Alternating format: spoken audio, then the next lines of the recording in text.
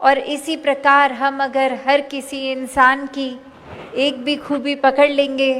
अपने जीवन में डालने की कोशिश करेंगे, तो आज जहाँ हम खड़े हैं अपने आप को संवारते ही चले जाएंगे आगे। ये भाव नहीं कि वो इंसान तो क्या करता है क्या नहीं, पर अगर हर एक इंसान को नफ़रत के लेंस से नहीं देखेंगे तो परमात्मा स्वरूप ज़रूर उसकी कोई अच्छाई तो सामने आएगी ही। कैसे फिर हम छोटे दायरे में अपने दिमाग को नहीं बांध लेंगे कि ये इंसान तो अपने निजी जीवन में क्या कर रहा है और सबके सामने क्या बन के एक दर्शा रहा है, ये एक्टिंग रूप, ये एक दिखावा रूप। तो बात वही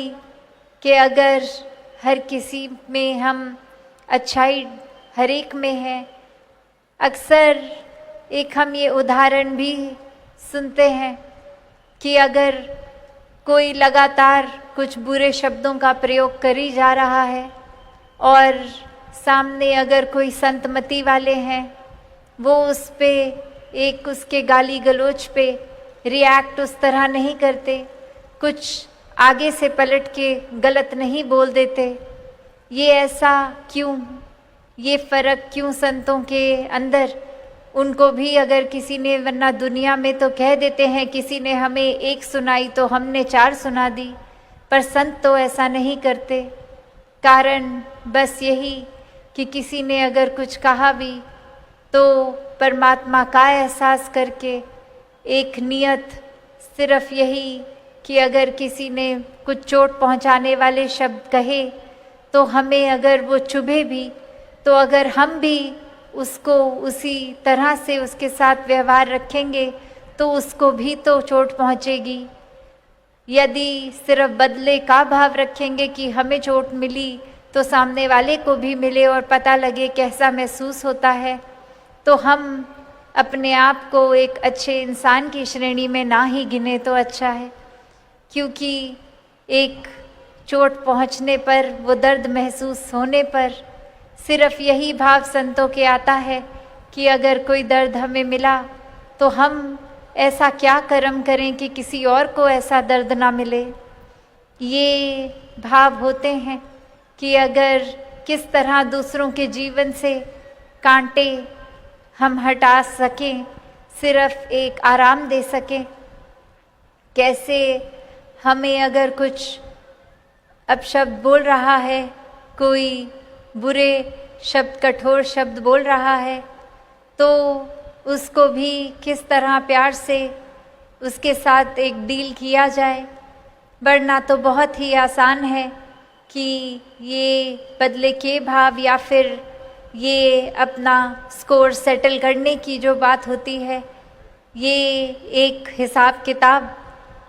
पर वहीं देखें तो परमात्मा ने कौन सा हमारे साथ हिसाब किताब किया है।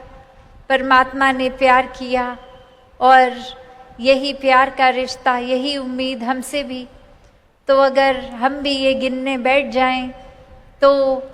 कहाँ तक गिनेंगे कि इस दातार ने हमें क्या दिया। एक पूरे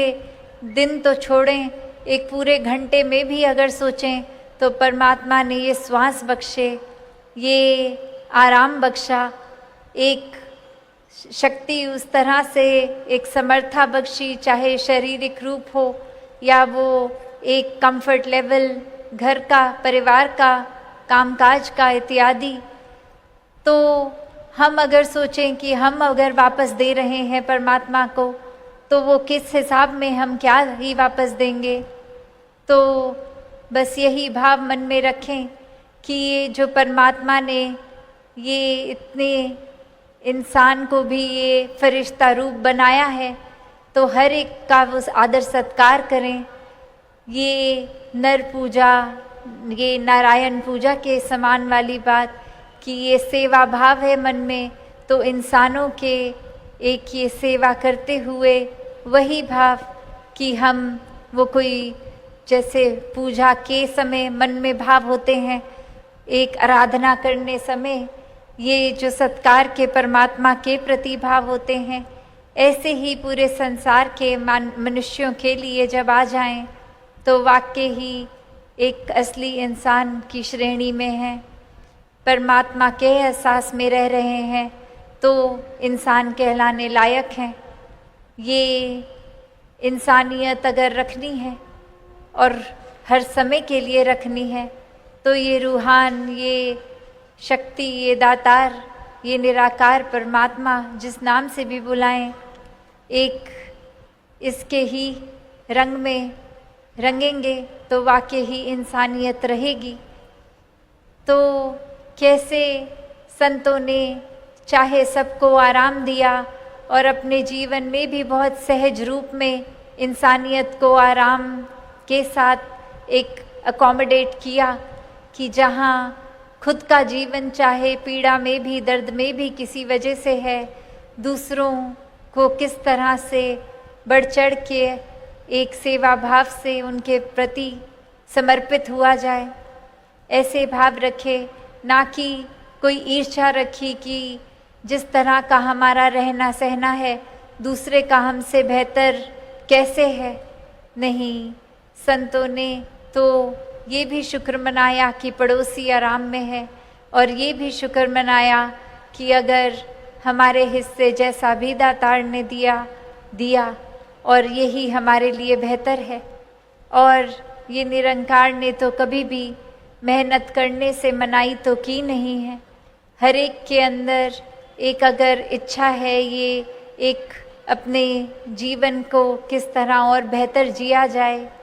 तो वो अगर नीयत सही है तो वो इच्छा भी मुबारक है कि किस तरह अपने सपनों को एक उन पर कायम रहकर उनको हकीकत बनाएं। और संतों ने फिर कभी भी उस तरह का भी जीवन जीने के लिए नहीं कहा